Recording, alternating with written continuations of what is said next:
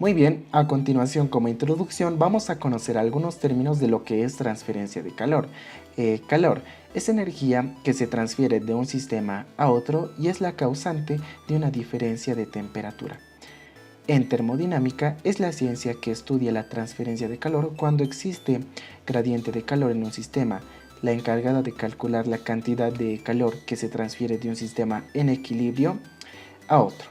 Entonces, podemos decir que la transferencia de calor es el estudio de las velocidades a las cuales se intercambian fuentes de calor y receptores.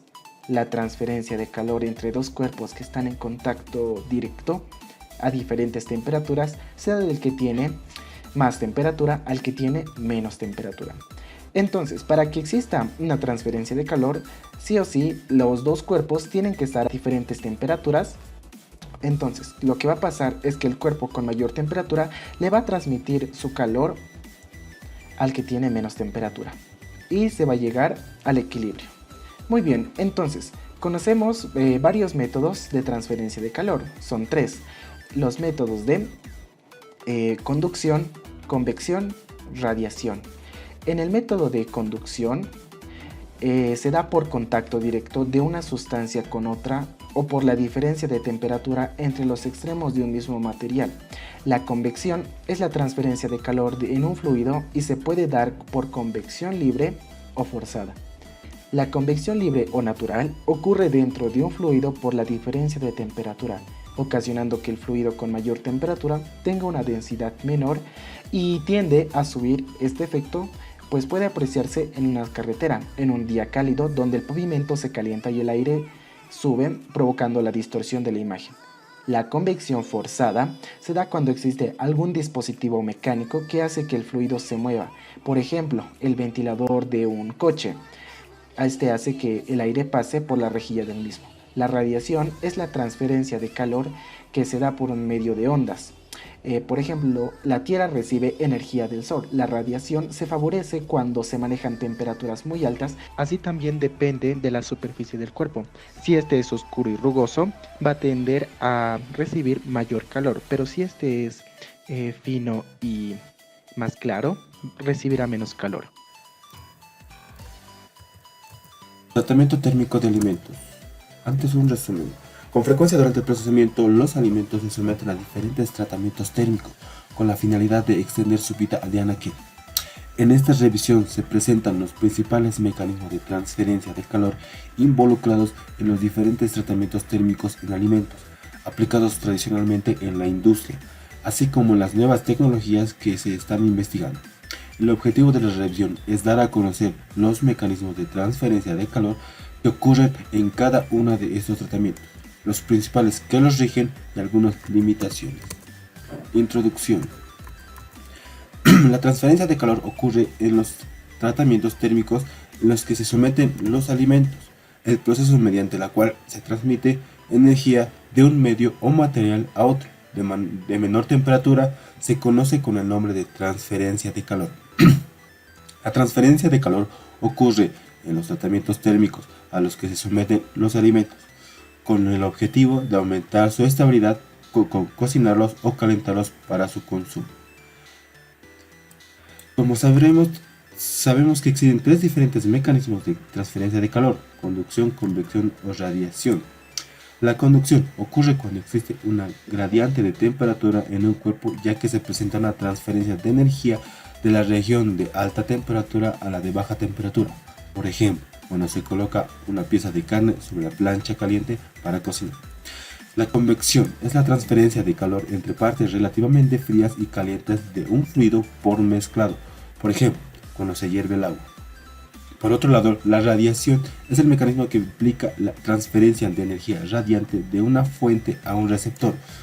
Cuando esto sucede, parte de la energía es absorbida por el receptor, lo que genera un aumento de temperatura en el mismo, como cuando se expone un material al sol o cuando un alimento se calienta en un horno de microondas.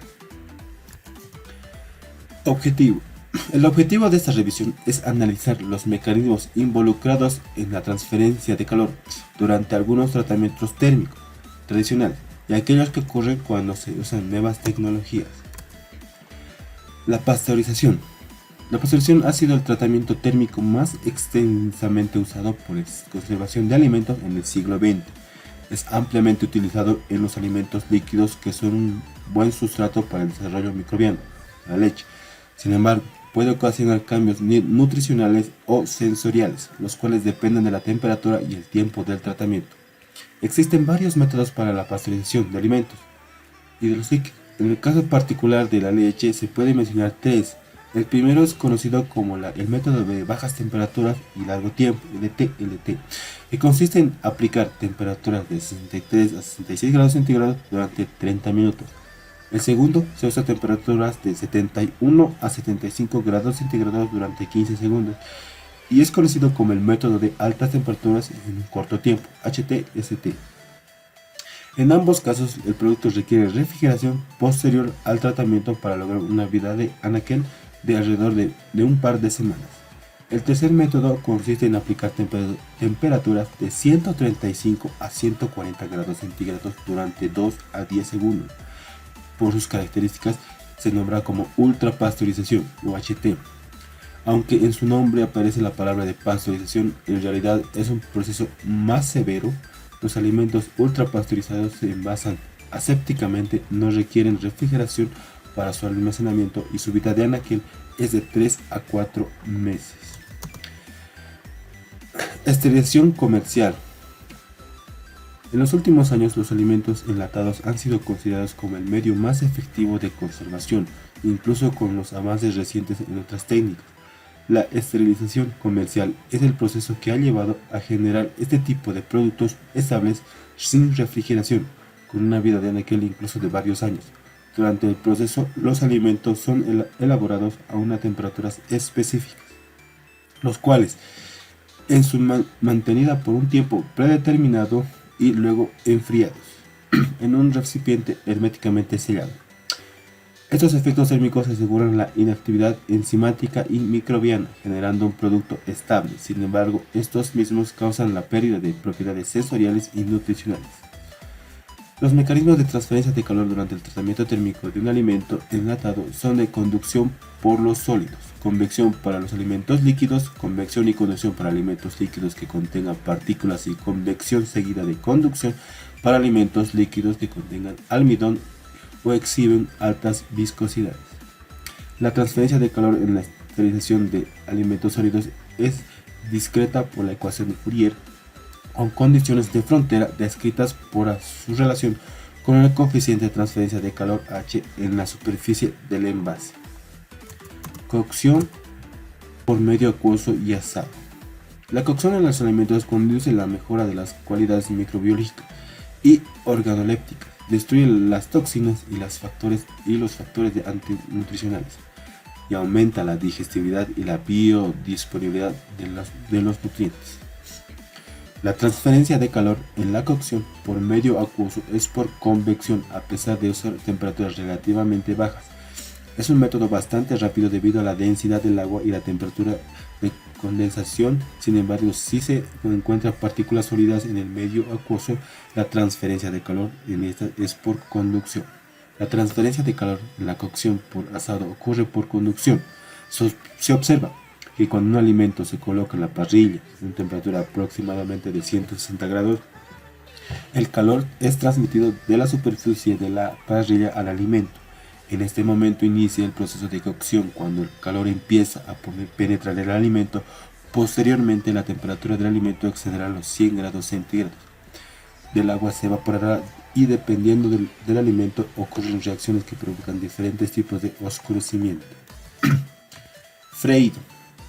El freído es un tratamiento térmico tradicional para la preparación de alimentos en todo el mundo, debido a la comodidad y rapidez en la preparación de alimentos semi-elaborados para las cocinas en casa. Debido a la velocidad del proceso, como también a los sabores, aromas y texturas que se proceden en los alimentos, de igual forma ha influido en la popularidad del proceso, la gran disponibilidad de freidoras eléctricas compactas y cerradas. La calidad de los productos obtenidos depende de las condiciones en que se realice el freído, el tiempo de aceite, el alimento durante el proceso. El aceite juega un rol doble en la elaboración de productos fritos. ya que sirve como un medio para la transferencia de calor y también contribuye en la textura y el sabor de los alimentos. Al ser sumergido el aceite caliente, su temperatura aumenta rápidamente, el agua que contiene se evapora, por lo que la superficie de este empieza a deshidratarse, se forma una corteza, la evaporación empieza a trasladarse al interior del producto, la temperatura de la superficie del alimento alcanza la del aceite y el interior aumenta hasta llegar a los 100 grados centígrados. La velocidad de la transferencia de calor al alimento depende de la diferencia de temperaturas entre este y el aceite, así como también el coeficiente de transferencia de calor por convección. Por lo tanto, la transferencia de calor en este tratamiento es por convección en la superficie del alimento y por conducción en el interior del mismo. Gracias. Intercambiador de calor de placas.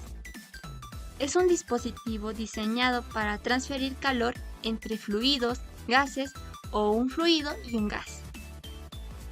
Entre sus características más importantes podemos mencionar que está hecho de acero inoxidable, se puede realizar cambios de su capacidad de fluido, tiene una alta eficiencia energética y está diseñado específicamente para fluidos.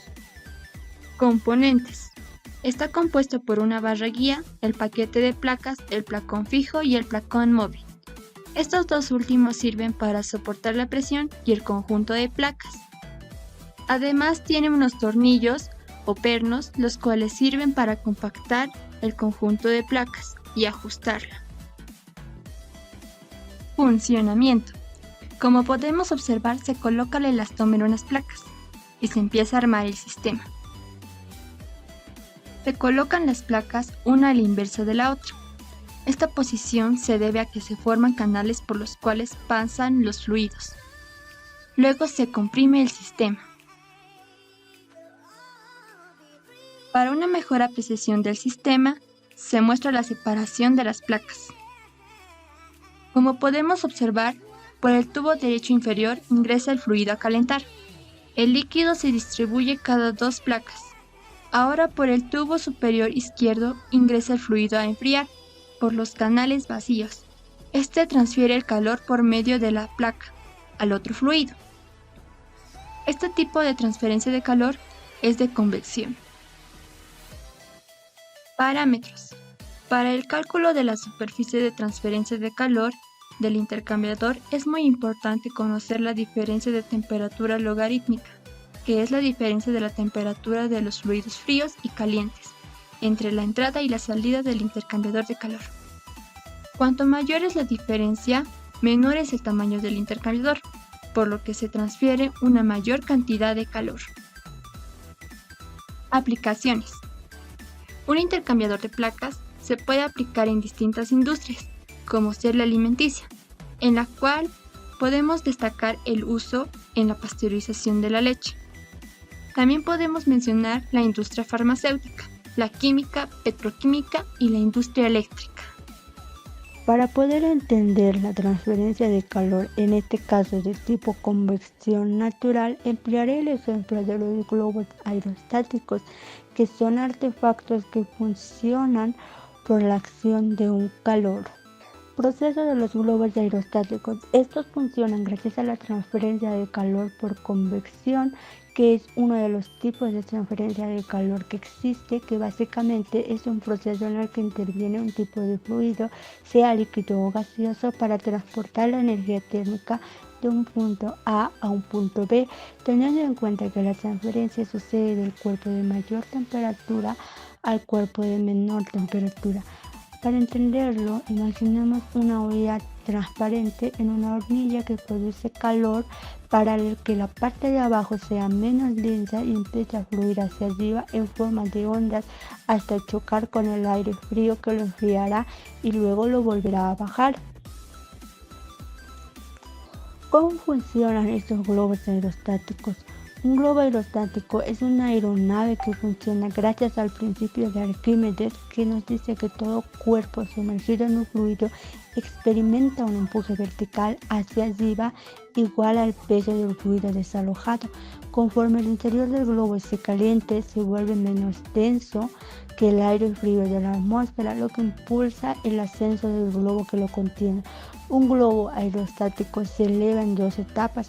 Primero se debe extender el globo y llenarlo de aire frío con un ventilador gigante, y después con un quemador de propano se empieza a inflar el aire caliente del globo para que se enderece y pueda elevarse.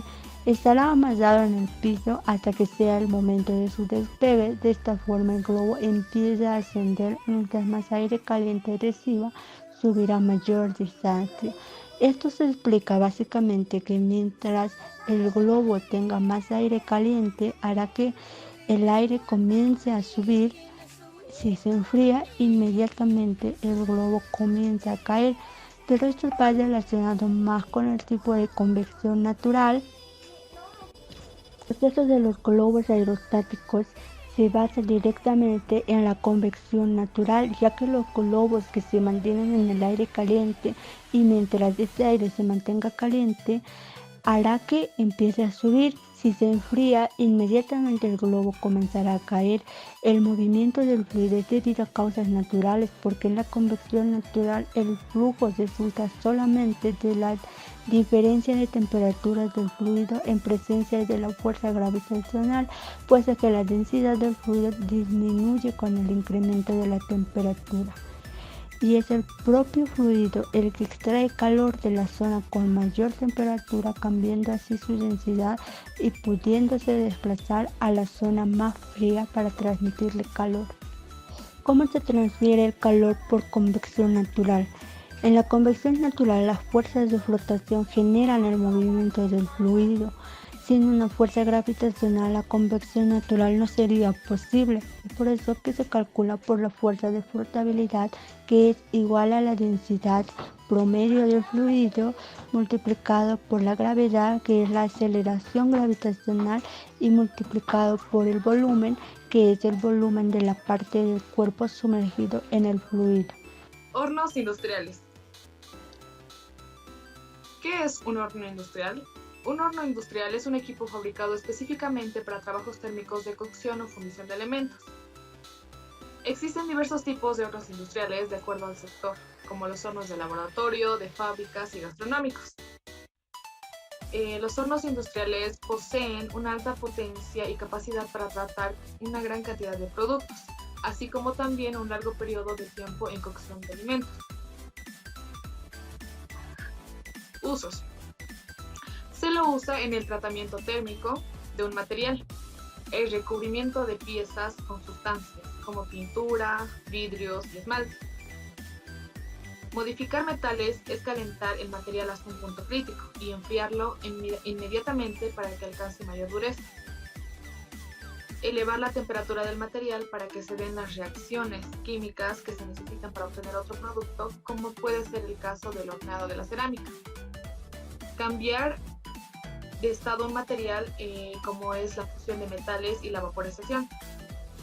Hacer más suave un material para poderlo manipular con mayor facilidad, como es el caso de los metales que se vuelven más blandos por acción de calor, y de esta manera se puede cambiar su forma. Conducción de calor en el horno industrial. La conducción es la transferencia de calor por medio de la excitación molecular en el interior del material sin ningún tipo de movimiento entre los objetos. Si un extremo está a una temperatura más alta, se transferirá energía hacia el extremo más frío. En una transferencia entre dos superficies planas, como la pérdida de calor a través de las paredes de una casa, la tasa de transferencia de calor por conducción es la siguiente. Calor transferido sobre tiempo es igual a conductividad térmica de la barrera por área por delta de temperatura sobre el grosor de la barrera. Aplicaciones.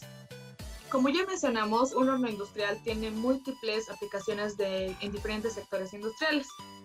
Por ejemplo, en la industria de la automoción se usan hornos de tratamientos térmicos, de fusión de materiales y de secado, para fabricar desde bicicletas, automóviles y motocicletas, hasta tractores y camiones. En la industria siderúrgica se usan hornos para fundir chatarra, para el laminado, la forja y la extrusión de diferentes materiales. Hornos para tratamientos térmicos para fabricar aleaciones. Convertidores de acero para la reducción de minerales en el hierro, entre otros. En la industria del vidrio y la cerámica se utilizan hornos rotativos, tipo túnel, para fabricar piezas de clinker, para hacer fusión de vidrio y fibras cerámicas, para fijar pigmentos, vitrificar, esmaltar, fundir materiales y demás. En la fabricación de materiales eléctricos, como motores y transformadores. En la fabricación de electrodomésticos y en la industria electrónica también se utilizan hornos industriales de secado al vacío, de difusión, de recocido y de sintetizado, entre otros. Gracias. Ya, hornos eléctricos. ¿Qué es un horno eléctrico? Un horno eléctrico es aquel aparato para la cocción que funciona con energía eléctrica. Esta es convertida en calor por resistencias. Los hornos eléctricos son totalmente automatizados. La cocción es la más perfecta por el control que mantiene sobre la temperatura en todo momento. Al lado podemos observar las resistencias que se utilizan en un horno eléctrico. Igualmente, un horno eléctrico opera con la radiofrecuencia, que es reconocido como una tecnología de calentamiento rápido, el cual emplea un rango de frecuencia de 1 a 300 MHz. Esta tecnología es muy prometedora para la aplicación en alimentos, ya que permite el calentamiento rápido y relativamente uniforme de estos. Es generado cuando un generador de radiofrecuencia produce un campo eléctrico alterno entre dos electrodos en un sistema de radiofrecuencia. Las ventajas que tiene un horno eléctrico son las siguientes. Tiene la posibilidad de obtener temperaturas muy elevadas hasta 35.000 grados Celsius, la facilidad de regular automáticamente la temperatura. También la carga no se ve contaminada con los gases de la combustión. Este también puede instalarse en espacios muy reducidos. Puede controlarse perfectamente la atmósfera en contacto con la más vulnerable. Las desventajas de un horno eléctrico son las siguientes. La que no tiene un calentamiento uniforme en algunos alimentos. Este tiene una disminución o no presencia de dorado o una cocción incompleta. Y estos también pueden ser muy costosos.